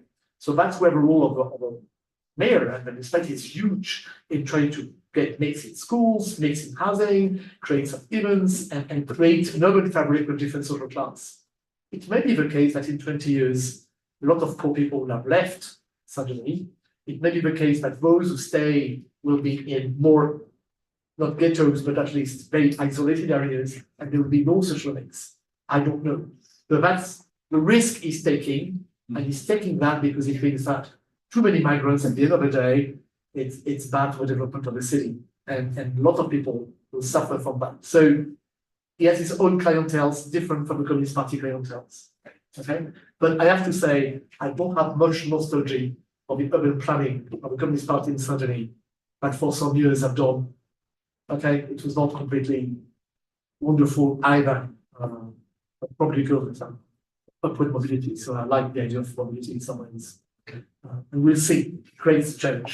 So it's an open question. That's why I will work on the Olympic Games for the next 5 years, and I will see which population is there, and what are the consequences. So of course, my friend, litigation. There are always social change, and where they are located, there was some change anyway. Whether there will be some benefit for the population, empirical questions to be studied precisely. But I don't know. Yeah. Thank you. Next question. I wanted to raise the subject of participatory budgeting. I don't know if it's like I have a great answer. Keep going. Okay. Well, from the beginning, I think that it is like a left-wing policy if it's like okay to label it like that. And then yes, like I think that we can make a comparison between those two cities. Yeah. Also Mexico and other cities in Mexico. But then yes, like another level of analysis, like another category, because it is a policy, yes, but I think like it opens like another dimension of public action, which raises like, or I don't know, you can decide within a huge set of policies like public housing. So I don't know if it's under your interest with this project, or I don't know what's your opinion about it in terms. Well, thank you very much. I just have 3 comments and a question to you. The first one is that, I mean, how are you going to define what is to be a left goal? Okay. And I have 2 comments on that. I mean, I'm sure that quality and average is great, but I'm going to be more pedestrian, more simpler. I mean, who gets what with a left-wing goal? Yeah, exactly. And with this, you can go to distributed policies, to several other issues. No? And that's the point. I mean, does the left-wing government really benefits the people that are supposedly supporting, and he's claiming that its constituency? And I have some good examples between São Paulo and Mexico for that. Okay.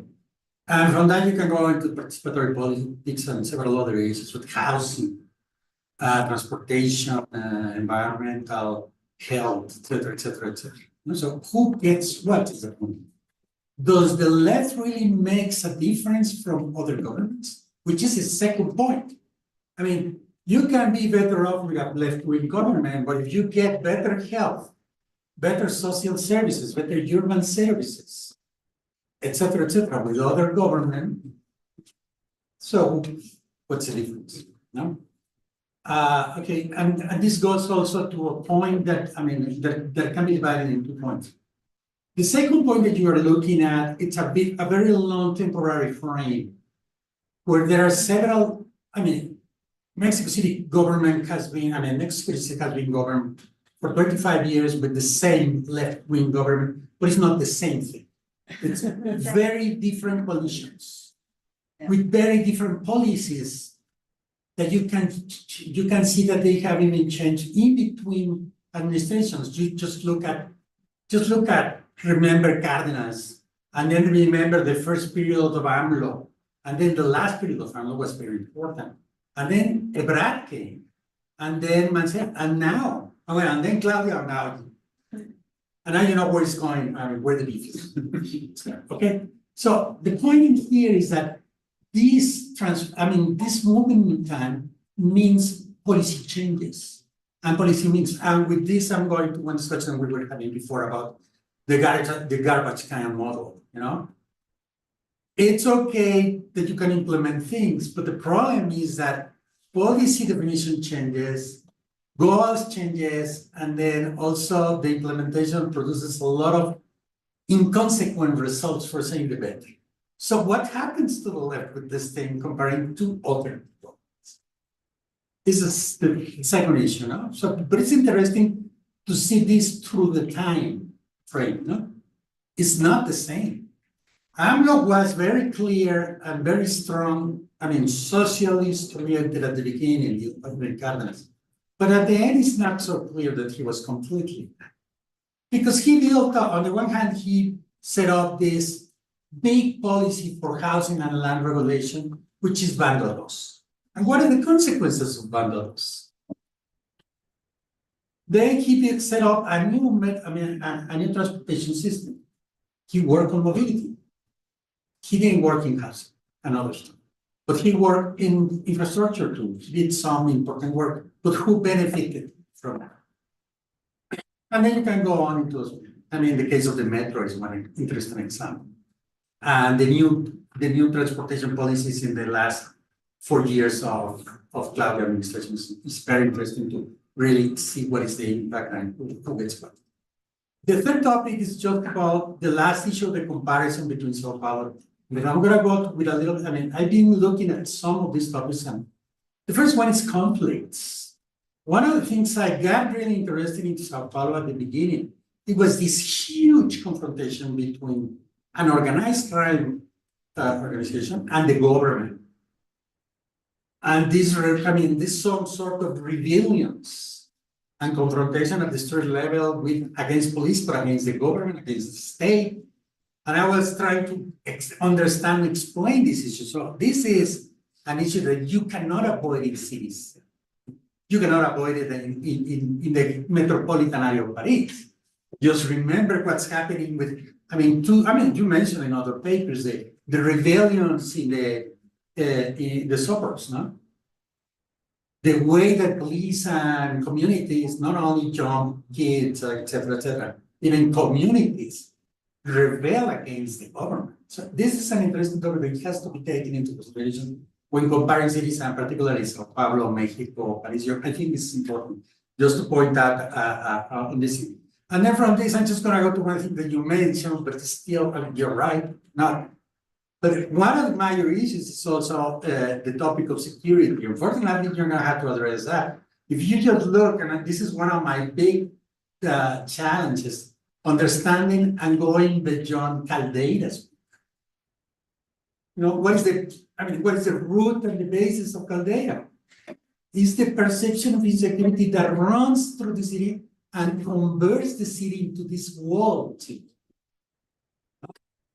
So we cannot avoid this topic. Security is important, and then there is a lot of games between politicians, different types of levels of politicians, state, city, municipal. Because, for instance, there is a new game in Sao Paulo with this metropolitan Guarda Metropolitana, which is different from the state police and from the military police. And this is a new game between mayors, the state policies, et cetera, no? And from that, you can go on into a lot of issues of social movements and conflicts in the city that also move the population strongly. Just as a comment an appropriation. Julia. Thank you, Patrick. As always, it's very inspiring to listen to you. And it's been years that you're working on with that definition of policy as a form of collective action and actually looking at what's actually being implemented in the cities. And I think this is very inspiring. I have 2 comments / questions.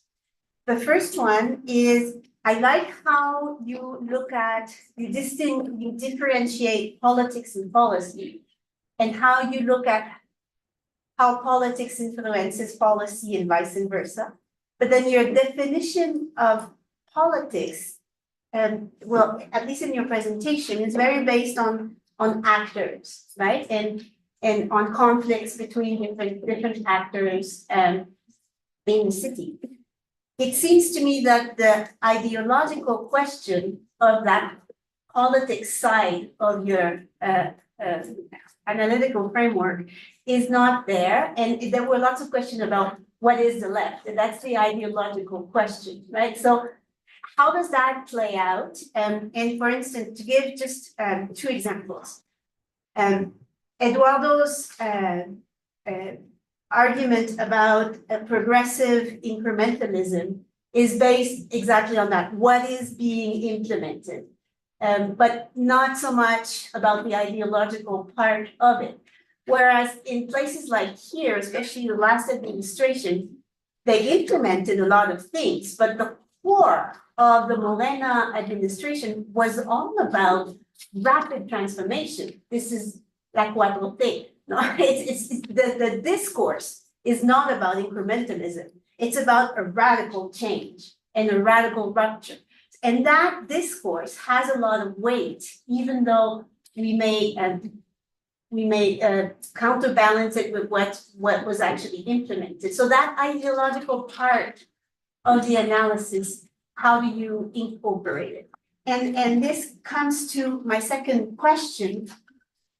How does the fact that Paris is the capital city influence in there? Not only in terms of decentralization and what you mentioned about the fact that the mayors are often afterwards president, but also the capital city brings about a concentration of talent and of resources. So to have talent and qualified policymakers, it helps to be in the capital city, right? In São Paulo is not the capital city, but you have also a concentration there of talent. But also the fact that it's the capital city brings symbolic capital.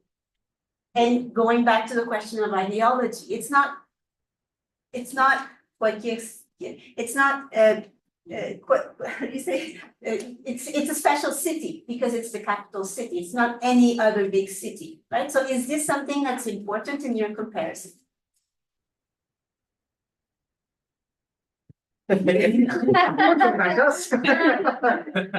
Wonderful, thank you. Participatory budgeting. Number one, the specialist is Eduardo Marquez, okay? And Eduardo has reviewed all the literature in Latin America, and he has very strong view. His view is it has been a massive ideology, and it has played a very little role in policymaking. Okay? He has a very strong result about that. So it's very important in terms of ideology, but not very important in terms of policymaking. Okay? So yes, we may look at it all completely clear yet. Clearly, in both cases, you have some element of discussing the budget and doing something. And some interesting initiative has been done at a very local level. So there's something in both cases which is probably relevant for 2% of a budget, between 2 and 5%, maybe 2% of the budget, with lots of interesting initiatives. So very interesting innovation for small initiatives at local neighborhood, fine, but not more than that. Okay, so it's a very interesting subject. There we can compare. Eduardo knows more than I do. I know about Paris, that's what they do. And it has been very interesting to open for some interesting innovations. So a very interesting small innovation with some relevant result. Okay, but 10 times less relevant than what you do with tax. Okay, the real issue is tax. It's the fiscal policy. So my point is sometimes we see in the literature an overstretching enthusiasm to study budget participation, which is very exciting and interesting, but missing sometimes the point that the real issue in terms of redistribution and innovation is the tax or the inheritance tax. Okay, so that's all I'm saying. It's just that put it in its place. Don't stretch a good idea too far. It's one of my favorite things to say, and that will be the case.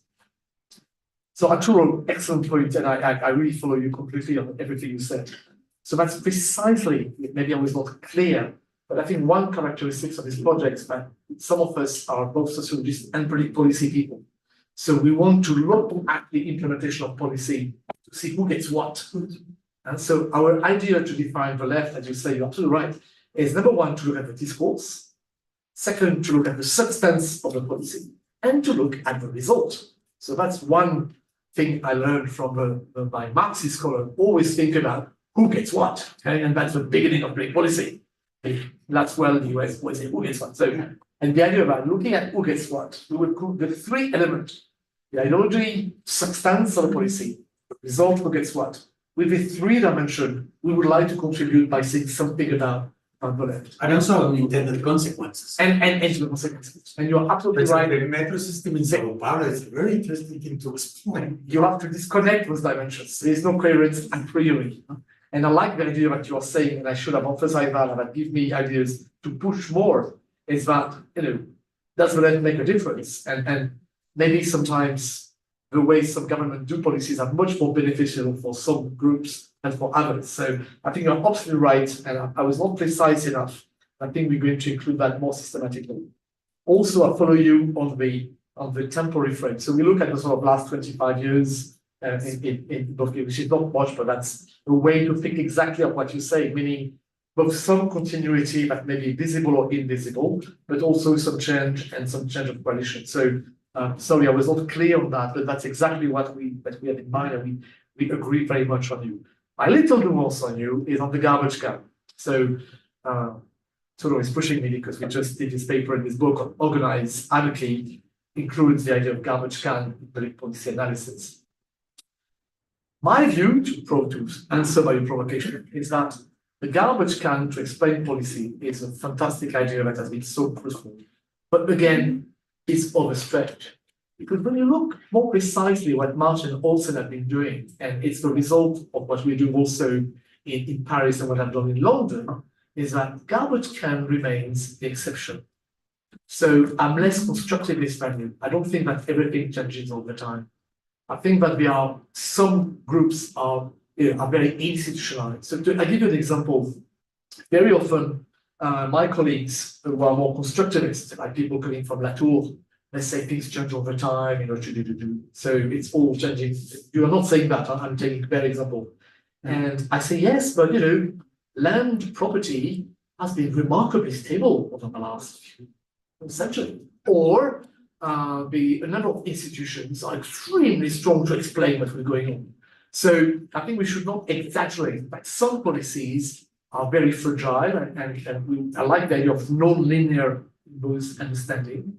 But by contrast, in some policies, you have remarkable stability. If you think about agriculture policy in France, it's remarkably stable for 120 years. With the same ways of doing things, the same interest groups, the same, some things are just very stable. So I think it's an important question. And that's what is interesting in this project, is trying precisely to assess what has changed, for which result, but also what has become quite institutionalized and pretty stable over time.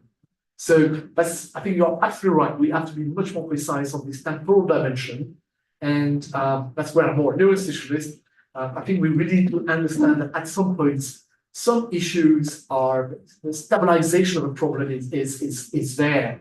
At some points, ways of doing things are precise, norms are there, ways to engage with some groups are stabilized. So I really like the institutionalization process to understand and to show when it doesn't work. And sometimes it's garbage can, so we go nowhere. So that's exactly what we have to do. I think you're right. This is really something that we need to develop more systematically. And of course, you're right on security. So my little point is to argue that in the urban governance literature, we were more or less the only one to say, you have to take security seriously. So we have been influenced by your work and some other work, and we are trying to bring that in. So you are absolutely right. Not in the paper on the left, but in the overall project.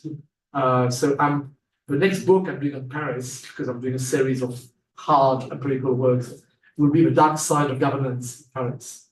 And so we look at organized crime, squatters, corruption, and all those elements. And now we have accumulated enough to say something about powers and policing. We have now a lot of research, Jacques de Maillard, and so we have a number of people doing that. But you're right, we are not yet completely precise conceptually and empirically to articulate well those issues of security and governance. So by contrast to many people, we say, yes, we have to do it.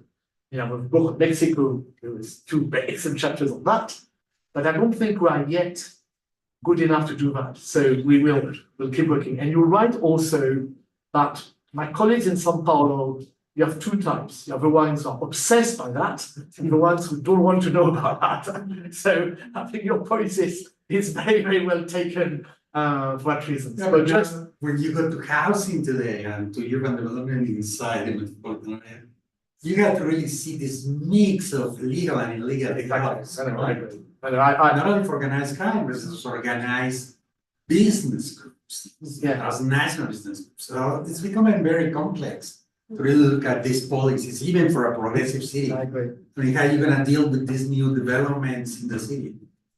No, I agree. I agree with you. This is, but it's very difficult, and we don't know how to do that. So we will explore.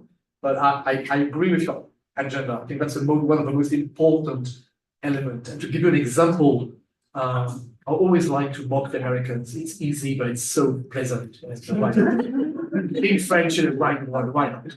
And I was in sabbatical in New York last year, and I was amazed.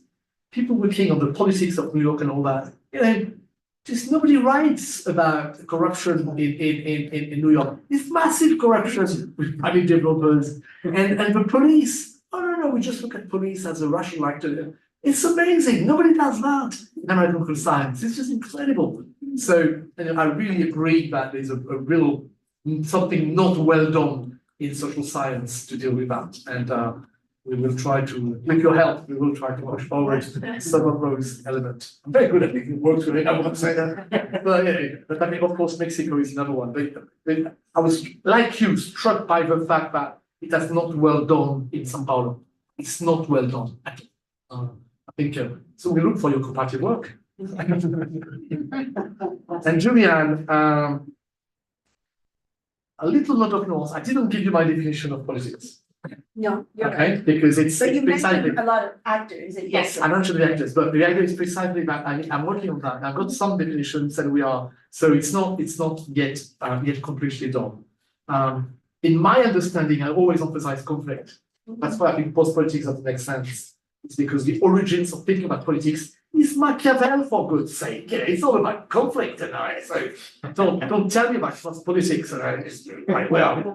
That's where I don't agree with that. So yes, also I agree with you on the actors.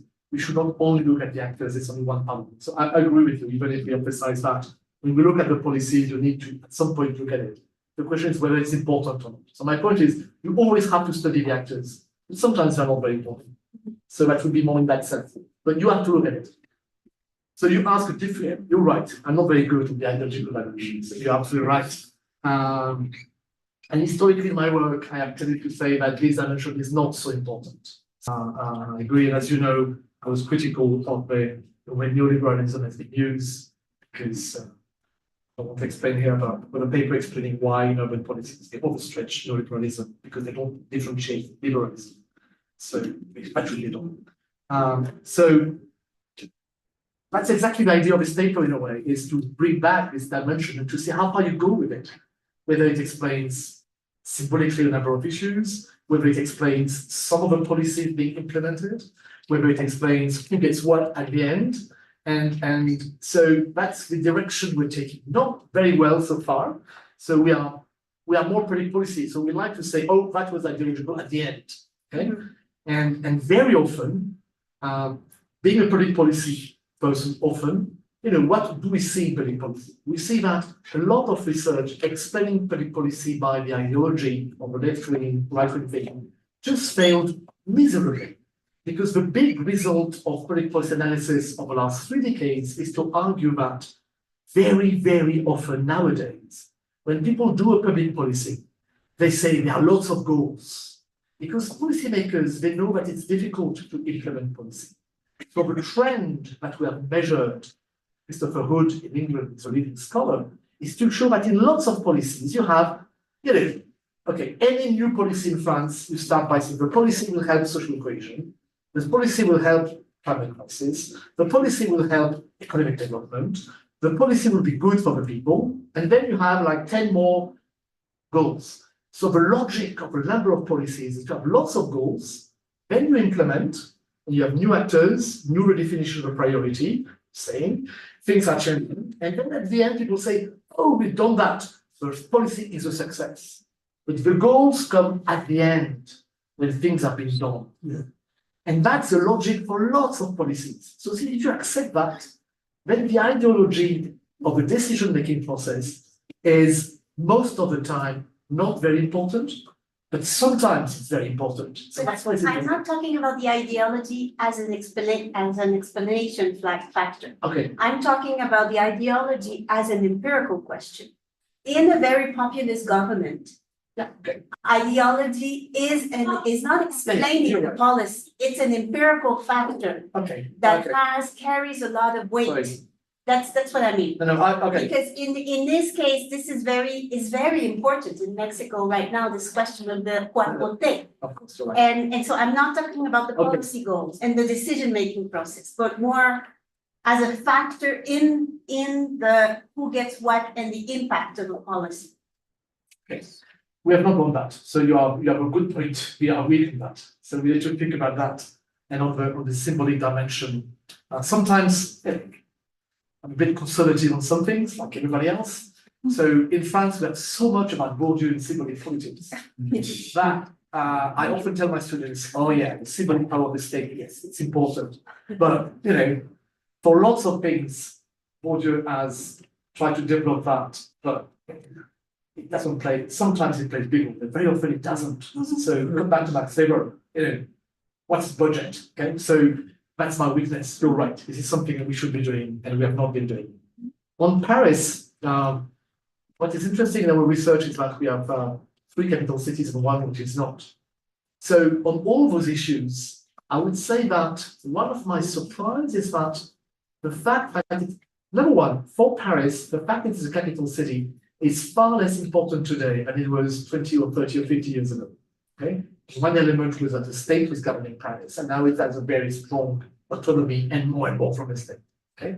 So what is important is it's a superstar city winning on everything and getting all these people resources, like São Paulo in a way. And surprisingly, the capital element in what we study is less important than it used to be, okay? It's still there, you're right, it's an element there, and symbolic element in particular, but less than it used to be. And in a way, the whole point about the region and the city is to be more and more autonomous from the state. So city is less and less governed by the state. Still, it is still there, and we have plans to do something about that in the project at some point. But the key point is one of the superstar city attracting lots of, don't like the word talent very much because it's too much, which I probably don't like, which I think is pretty crap in terms of sociology, but small thing, but attracting lots of people with degrees and different competence and all that. It's concentration, which is the success of some of the big cities. That's of course, that's a lot of what we say. We close the seminar with a last question. Very sorry, let's comment. Okay. Well, yeah, I was thinking also about the relation of ideology in political questions.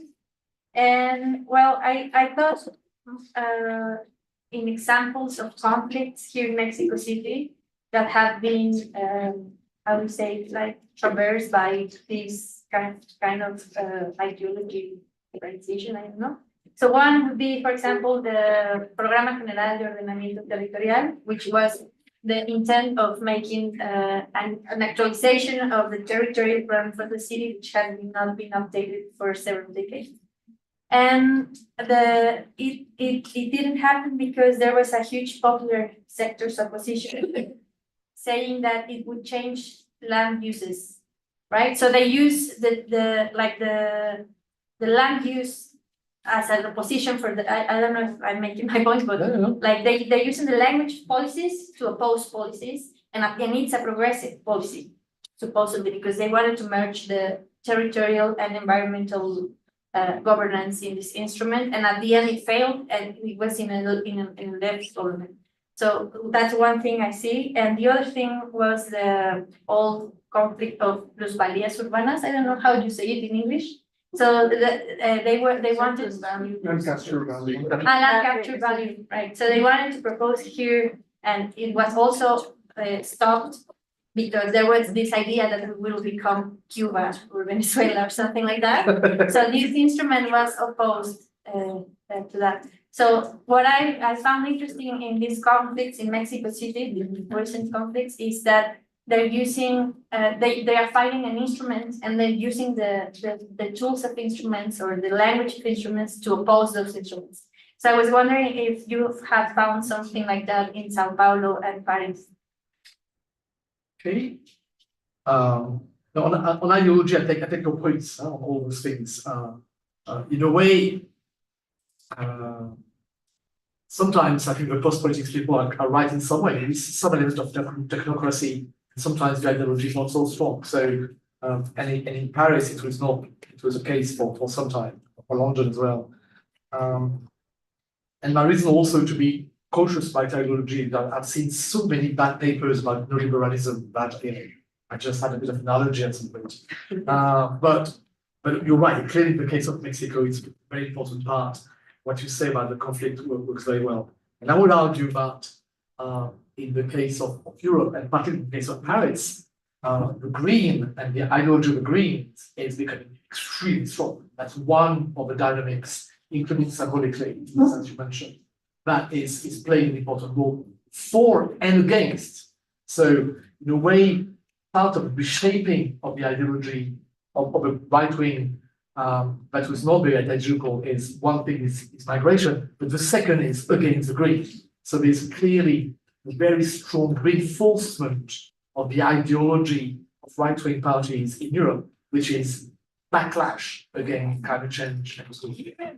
So that would grow, and by contrast, some attempt to change planning system, trying to bring environment together with development. So I think that goes exactly around those directions. So in a way, I like what you're saying about is like capture value instruments. And one way to organize your interest is to present your enemy in ideological terms. And so it's a classic strategy. I think your point is well taken, and I like that.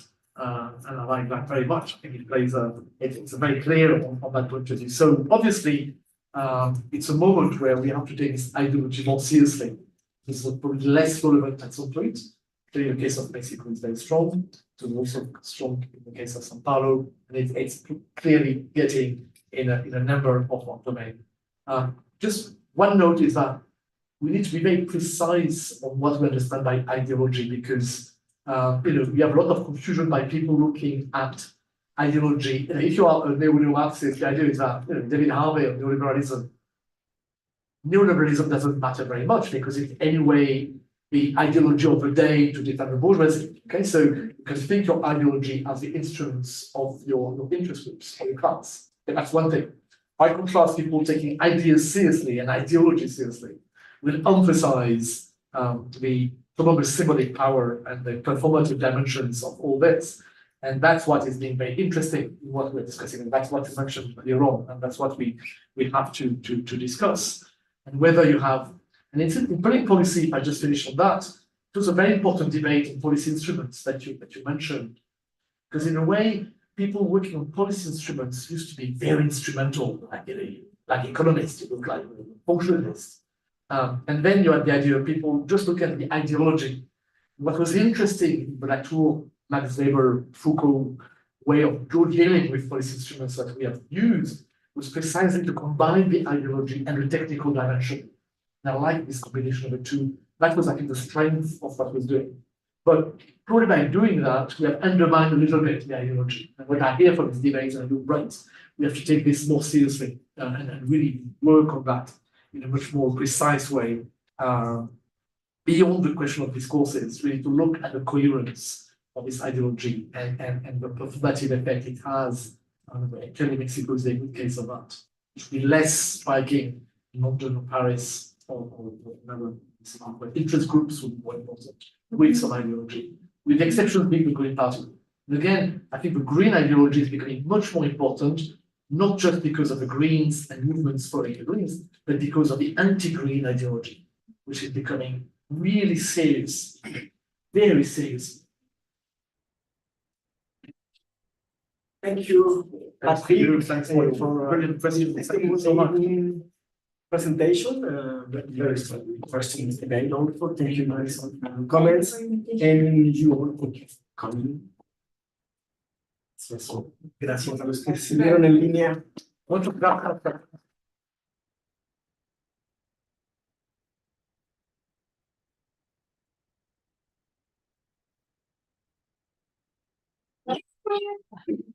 Yes, I'm working on it.